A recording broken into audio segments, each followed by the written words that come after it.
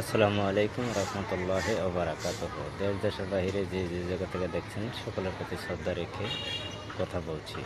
এটা হলো শাহপরানের মাজার শরীফ। শাহপরানের মাজার শরীফ একটা খুবই সুন্দর।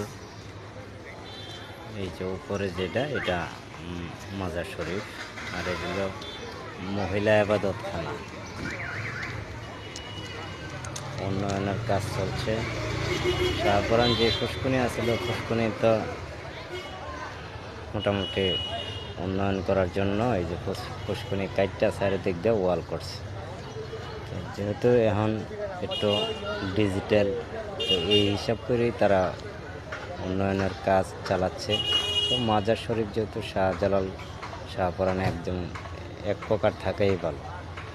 এই যে হইল ফুসকুনি, শাহপরানের ফুসকুনি।